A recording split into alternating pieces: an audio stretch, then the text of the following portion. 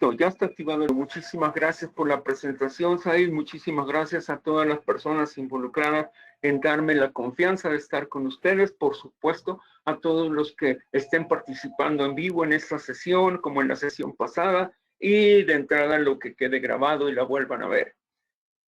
Iniciamos sin mayor preámbulo, entonces, y este es el índice de la presentación. Tenemos una introducción, bases teóricas clínicas, evidencia científica, presentación del material de reemplazo tisular reabsorbible plus, la presentación de casos clínicos y algunas conclusiones. A ver, permítanme.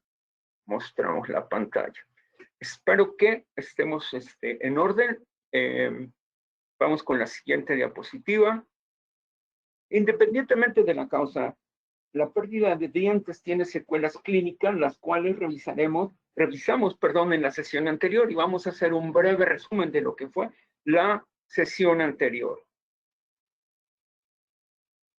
El objetivo de esta segunda presentación es mostrar las bases y razonamientos en el manejo del alveolo post-extracción en la práctica clínica general y sugerir una opción de tratamiento utilizando el injerto bifásico de hidroxiapatita y fosfato tricálcico beta. Por supuesto que todos los especialistas estarán conscientes de los casos más complicados que vamos a tener. En la literatura dental se encuentra un extenso las bases teóricas sobre el tema y como ejemplo muestro esta revisión sistemática del año 2023 y les comparto en el enlace.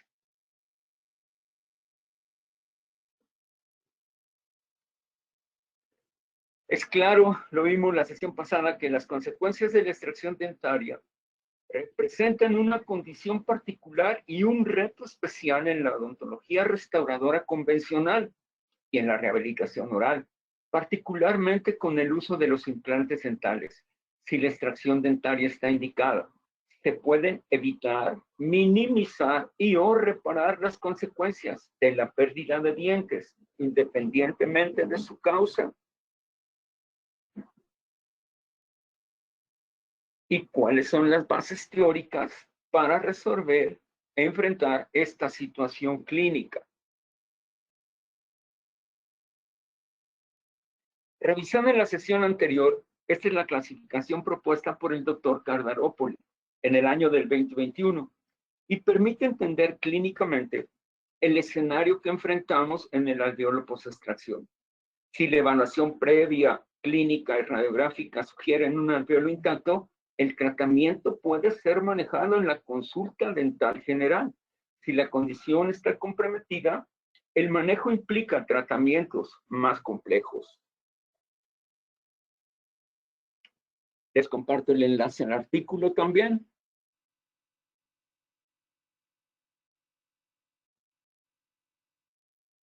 Recordemos rápidamente los factores que intervienen en la descripción del alveolo post-extracción. Sin duda, el más importante es el fenotipo, que se refiere a las características anatómicas del alveolo y que podrían verse alterados por la posición del diente en la arcada. Pero también influye en la descripción de las condiciones interproximales que involucran la presencia de dientes vecinos o su ausencia. En la imagen radiográfica vemos un alveolo que nos sugiere que está intacto. En el alveolo post-extracción comprometido, los factores que intervienen son los mismos. Y la imagen radiográfica nos sugiere alteraciones en la zona de la extracción indicada. Entonces, la toma de decisiones de cada caso en particular determinará el tratamiento. En esta imagen pueden describirse que los márgenes de ambos alveolos son discrepantes, irregulares. Las tablas vestibulares muy delgadas, mucho menor de 1 milímetro de grosor, posición en la arcada vestibularizada. El tratamiento es complejo y los resultados son cuestionables. Es un hecho biológico, entonces, que la cicatrización del alveolo, independientemente de sus causas y condiciones, invariablemente desencadena una serie de eventos que llevan a los cambios dimensionales y alteraciones en la apófisis alveolar o reborde alveolar, incluyendo también los cambios en los tejidos blandos que recubren el proceso.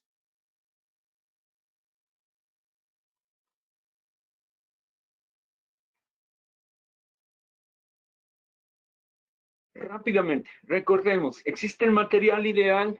Bueno, lo más importante es que tuviese la característica de ser, uno, osteogénico, que es la regla de oro, pero también osteoinductivo y osteoconductivo. Es decir, el que llena los requisitos ideales es el hueso autógeno. Si consideramos el origen de los materiales, pues tenemos los materiales autógenos, son injertos, los materiales halógenos o halogénicos o haloinjertos, los senoinjertos, que se refiere tejido de otra especie que no sea humano, básicamente bovino, porcino y equino, y los injertos aloplásticos, que son materiales sintéticos como la hidroxiapatita, el fosfato tricálcico beta, los vidrios bioactivos o polímeros prácticamente en desuso. La hidroxiapatita y sus características. Tiene muchas décadas utilizándose en el área dental y en el área médica. El fosfato tricálcico, de la misma manera, tiene mucho tiempo utilizándose tanto en ortopedia, en odontología y en periodoncia y cirugía oral particularmente.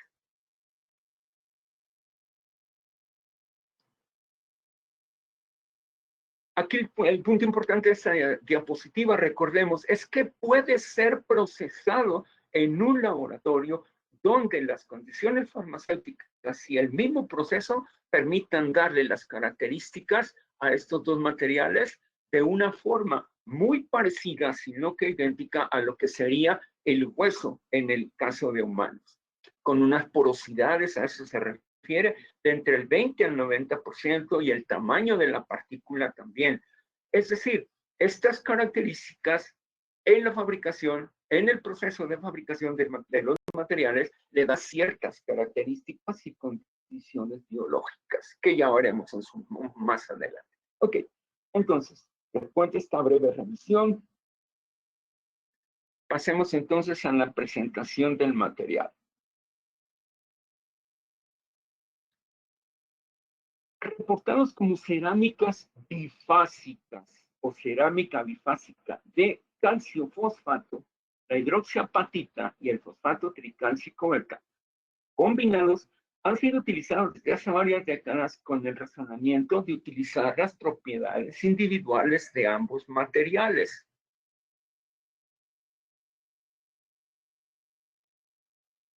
Los reportes de la literatura permiten evaluar los resultados con la utilización de estos dos materiales combinados y además compararla con el material de origen bovino.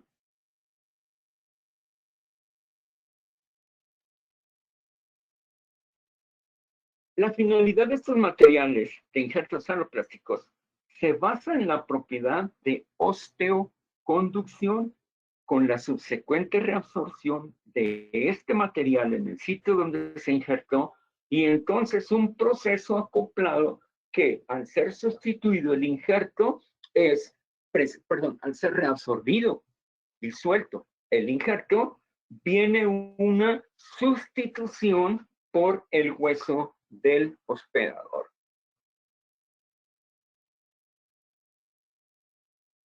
Favoreciendo también, aquí vemos rápidamente cuáles serían las características de colocar este material en el sitio, particularmente de nuestro alveolo o en los procedimientos de regeneración ósea.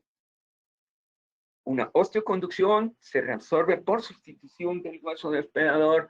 Hay absorción de proteínas del suero a la superficie del injerto, lo que permite todo el proceso anterior.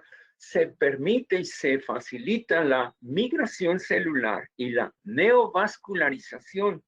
Se disuelven las partículas menores a un micrón. Todas se van a disolver, pero el manejo de partículas menores a un micrón entre aproximadamente 500 micras a 1 milímetro, son disueltas. Y esta reabsorción, perdón, esa disolución también tiene acción. La fagocitosis, es decir, también los macrófagos, fagocitos, disuelven estas partículas. También hay deposición de hueso sobre el material conforme se va disolviendo las partículas que van quedando en el sitio. Encima de ellas se deposita un hueso nuevo. La porosidad y el tamaño de las partículas es igual a la velocidad del proceso de reabsorción. El reemplazo óseo se da en un promedio de 9 a 12 meses. Eso es lo que la literatura nos indica. Sin embargo, podemos pensar que hay reportes en la literatura, que veremos en un rato, que permiten acortar esos tiempos dependiendo de las características del material, particularmente de estos injertos aloplásticos. En este reporte, vamos a ver un poco en literatura, en este reporte se combinan los dos materiales, hidroxapatita, fosfato tricálcico, con colágena y se obtienen resultados aparentemente significativos. Ahí podemos ver subrayado las conclusiones del artículo en la diapositiva.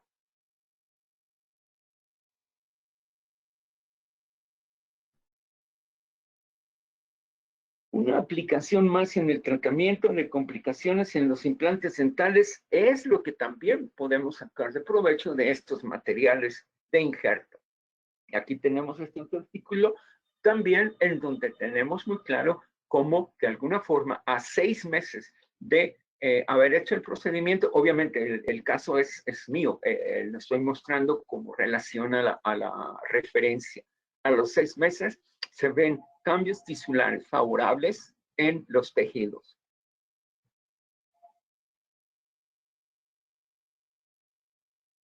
Sin embargo, hay que ser claros, la predicción de los resultados clínicos en los procedimientos y los materiales, es decir, independientemente de la técnica utilizada, no son tan concluyentes o generalizados como quisiéramos. Son las bases teóricas y la experiencia del clínico lo que determina, sin lugar a dudas, el resultado. Si hablamos de materiales, tampoco se reportan diferencias significativas en los resultados, particularmente con los injertos aloplásticos cuando son comparados con los injertos óseos derivados de bovino. Quizás el costo del material, en el costo del material sí existe una diferencia significativa.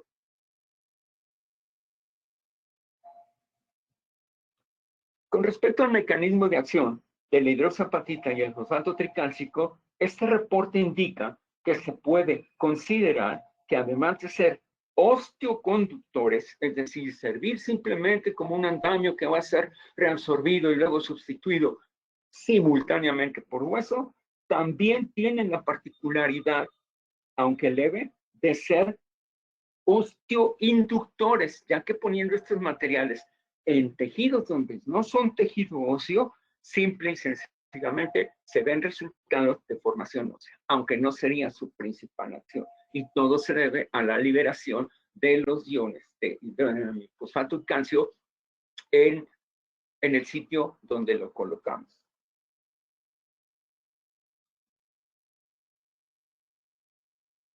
En este reporte se utilizaron ambos materiales, la hidroxapatita y el fosfato tricálcico, combinado con fibrilina autóloga. Los resultados fueron significativos. Una característica muy especial del fosfato tricálcico beta ha sido reportado en la literatura y es su capacidad para servir como un acarreador de factores de crecimiento. Lo platico rápidamente, que ya lo revisamos en la sesión anterior. Los factores de crecimiento, factores que inducen la diferenciación y la formación de tejidos en forma líquida, se pueden colocar, se ponen en los sitios donde se pretende la acción, pero si están embebidos en particularmente con fosfato tricálcico, se embeben el material y aumenta la velocidad de disolución, por lo tanto, el tiempo de acción de los factores de crecimiento.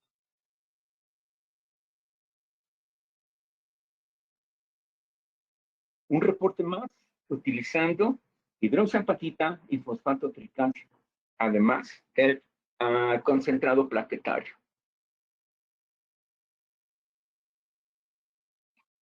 El material de injerto llamado reemplazo tisular reabsorbible o RTR Plus está compuesto por hidroxiapatita y fosfato tricálcico beta en 2 porcentajes y representa la posibilidad de indicar un tratamiento basado en evidencia científica y, de manera más importante, darle al profesional la seguridad de tomar una decisión clínica centrada en el paciente y en el caso específico.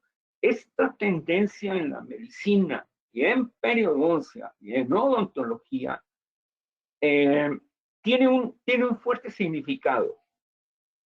Es decir, es responsabilidad del clínico, del profesional, decidir cuál es el tratamiento óptimo para cada paciente en cada caso. Doctores, el concepto unitalla no aplica en medicina y odontología. Ni todos los materiales, ni todas las técnicas son para todos los pacientes. Eso es la tendencia actual, ni tan actual. Desde hace varios años es medicina y odontología centrada en el paciente y basados en la evidencia científica. Estos son los argumentos de la compañía apoyados por la literatura que hemos revisado en diapositivas anteriores. Totalmente reabsorbible, tasa de reemplazo aumentada y controlada, una característica que es de microestructura macromicroporosa, etcétera, etcétera. Es importante, vemos la literatura de las compañías, pero lo más importante es que tenemos la base teórica para saber que esto que nos están poniendo como características están totalmente apoyadas. Bueno, después de este breve repaso y algunos datos extra, vamos a pasar a los casos clínicos.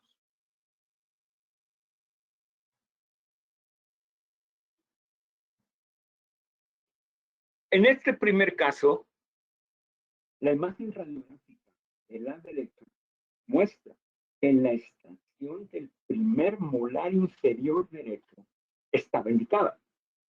Y la radiografía de la derecha, esquina inferior derecha, muestra el alveolo inmediato a la extracción y es evidente la presencia del fosfato tricálcico beta como material de injerto. Son en el mismo acto quirúrgico, digamos, pre-extracción y post-colocación del injerto. Esta era la presentación anterior. Es decir, es estrictamente fosfato tricálcico beta. Perdón.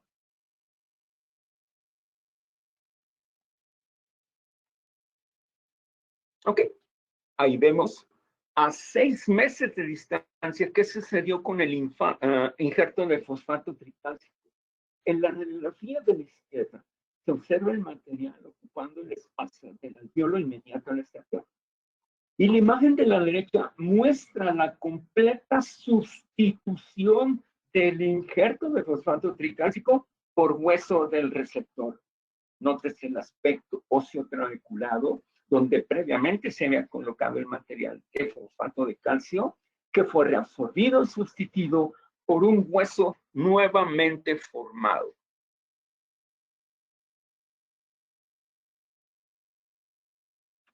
En este caso, se observa una imagen compuesta con un diagnóstico de lesión preapical sin resolución y de largo plazo, años. El plan de tratamiento fue extracción indicada, regeneración ósea con seno injerto, es decir, utilicé matriz ósea mineralizada bovina, todos sabemos a qué me estoy refiriendo, y el plasma rico en fibrina. Nada podemos hacer en la medicina, en la odontología, porque se nos ocurrió. Hay reportes precisamente donde al saber qué tipo, recordemos exactamente el sistema de clasificación, nos podría indicar qué podemos utilizar en combinación, solo, en cuál caso, etcétera.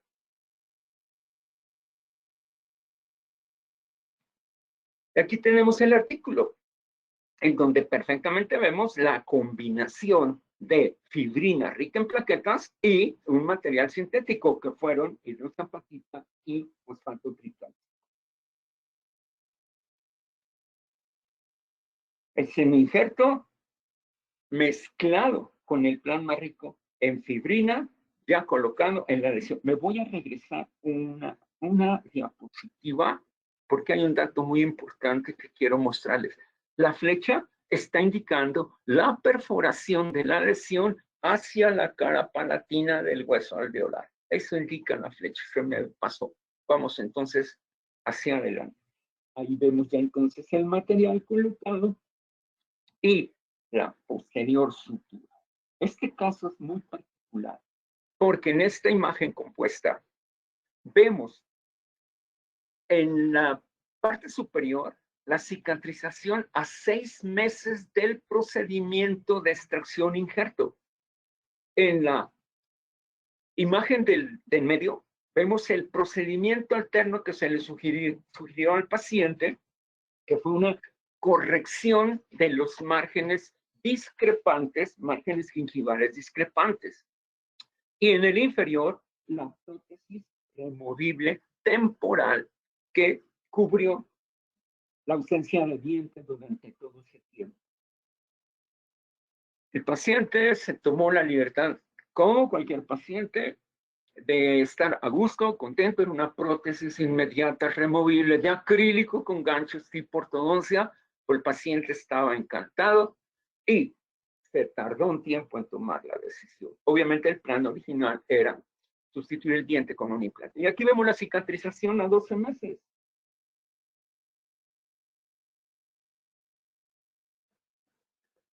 Aquí tenemos esta imagen actual. Actual quiere decir apenas de hace un par de semanas.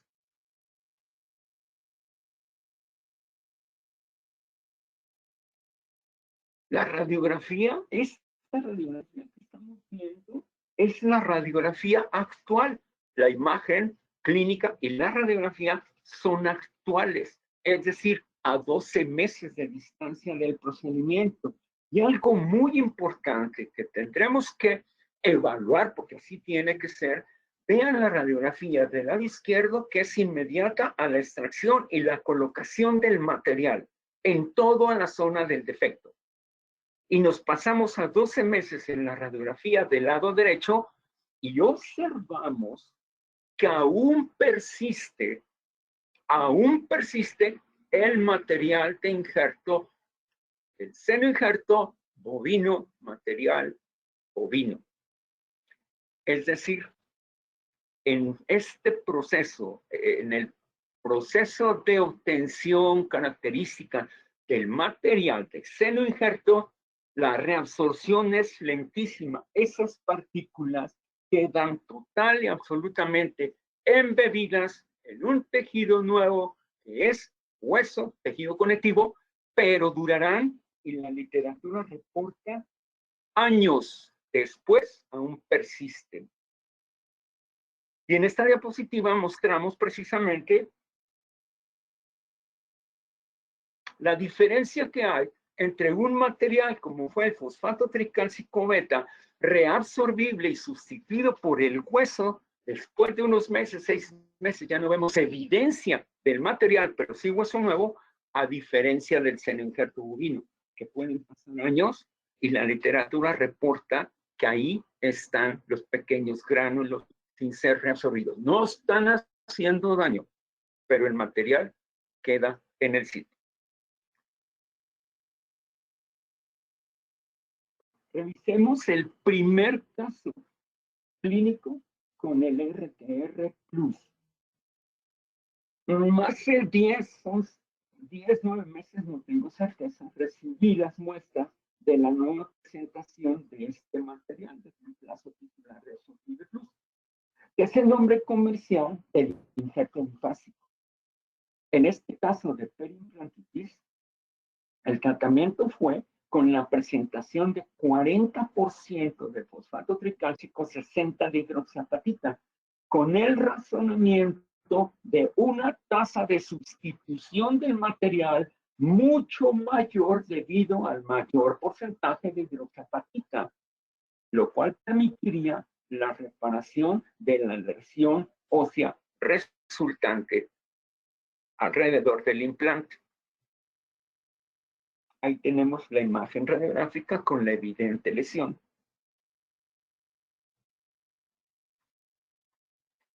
Y aquí vemos entonces, una vez retirada la prótesis y debridada la lesión, vemos la extensión de la misma clínicamente.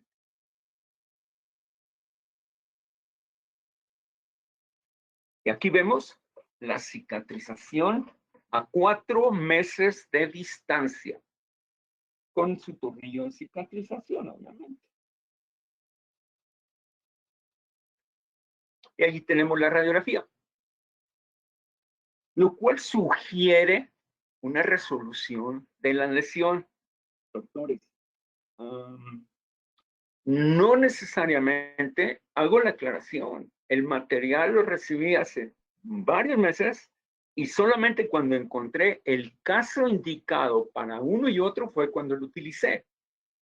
Clínicamente lo único que puedo sugerir es que la lesión desapareció, hay ausencia del tejido inflamatorio, se ven en buenas condiciones la mucosa preimplantaria, no hay sangrado al sondeo. Por lo tanto, clínicamente parece que las cosas van bien, pero aceptémoslo, doctores, no es ni con mucho un resultado final. Aquí tenemos la comparación de las imágenes clínicas iniciales, las imágenes clínicas a unos meses de distancia. Que por cierto, el material, yo recibí las muestras directamente de Estados Unidos, de la central en Estados Unidos, para que las probara, pero parece ser, ya nos dirás ahí, sí, el material parece que ya está disponible en México.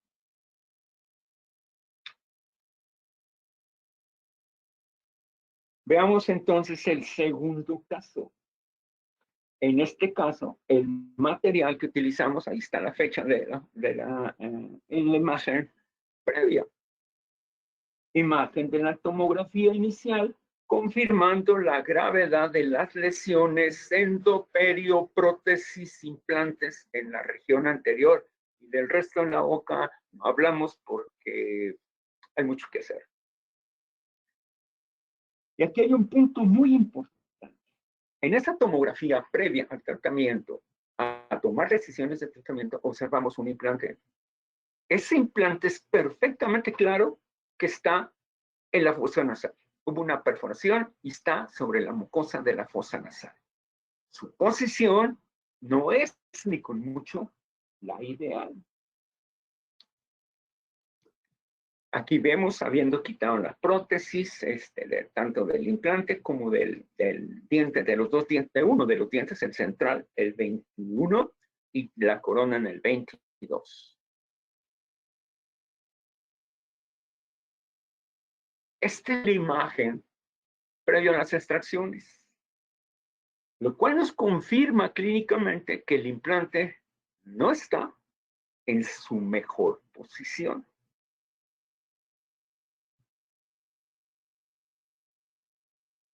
Con el colgajo ligeramente elevado, pues vemos realmente que todavía está cubierto por tejido blando y vemos perfectamente delimitada la lesión que se había provocado o que provocó este implante, su colocación, su prótesis no muy adecuada. Le hicieron varios intentos tratando de, en fin, como sea.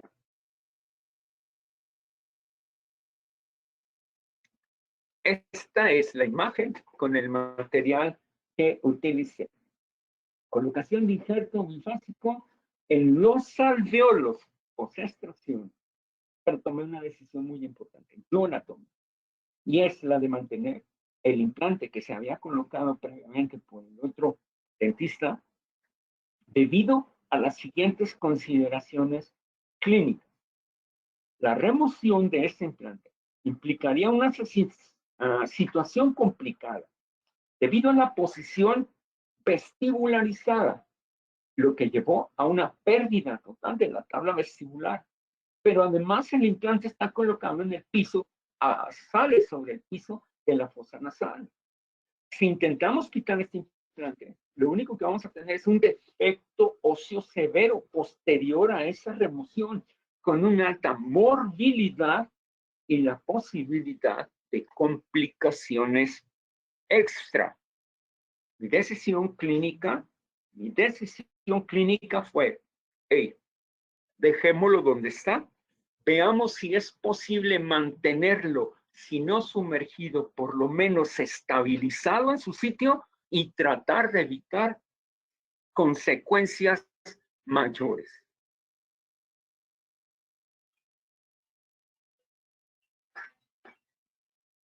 Estoy en una conferencia. Perdón. En esta siguiente imagen vemos la tomografía previa a la colocación de los implantes, en donde lo que ven ustedes es una guía metálica en una guía quirúrgica radiográfica analógica, es decir, es una pequeña placa de acrílico con unos pines de metal de 2-3 milímetros, lo cual indican dónde pudiera ser la mejor opción de colocar el implante. Ahí vemos entonces en la zona del 12, aproximadamente 6 meses después de haber colocado el procedimiento de injerto, aquí vemos perdón, la zona del 21, con la misma situación, el pin metálico y las medidas para tomar decisiones de la colocación del implante.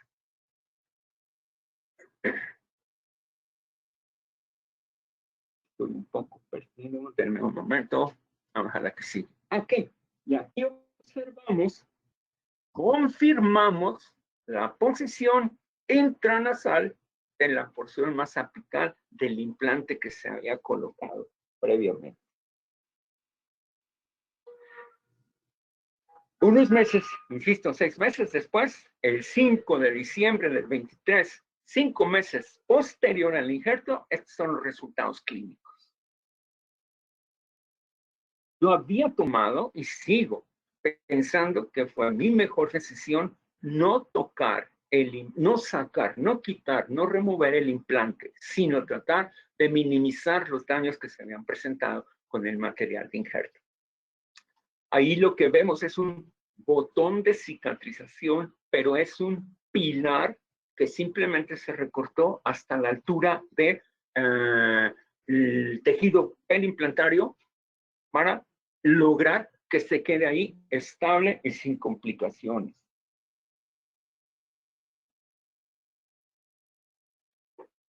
Aquí está la guía analógica. Esa pequeña guía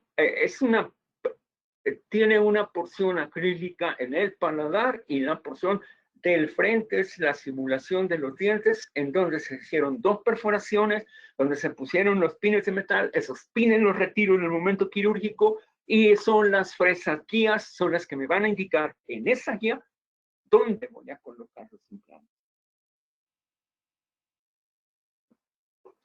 2 meses después, vemos la cicatrización de esos implantes. Lo vemos en la imagen clínica.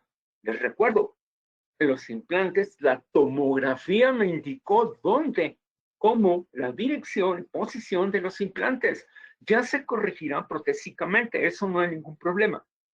Pero vemos a 2 meses, que vendría siendo el equivalente a 7, 8 meses después del procedimiento quirúrgico, vemos la colocación de los implantes, vemos las imágenes radiográficas y vemos, marcado con la flecha, el implante que no fue removido. Doctores, debo de hacerles la siguiente aclaración. Debo hacer la siguiente aclaración. El material lo recibí apenas, estas 2 nuevas presentaciones en sus 2 proporciones, las recibí apenas poco antes de mediados del año pasado. Esperé hasta encontrar los sitios adecuados para hacer la colocación de estos materiales. Con toda la evidencia que tengo, no me da ningún pendiente. Sé que vamos a lograr, en ambos casos, resultados aceptables, pero apenas son unos meses. Doctores, esta imagen que están viendo es de hace aproximadamente 17 días.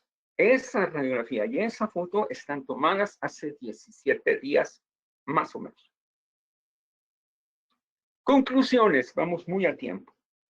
Las consecuencias de la extracción dentaria afectan la restauración protésica en funcionalidad, diseño y estética. Diversas modalidades de tratamiento pueden evitar o minimizar estos efectos adversos. Los injertos aloplásticos representan una probada eficacia para prevenir y corregir estas alteraciones. La seguridad biológica, la disponibilidad de material y el costo-beneficio, más sus indicaciones precisas, dan una alta predictibilidad en el uso de estos materiales. Los materiales aloplásticos tienen indicaciones precisas, probada eficacia y evidencia de soporte si son adecuadamente indicados.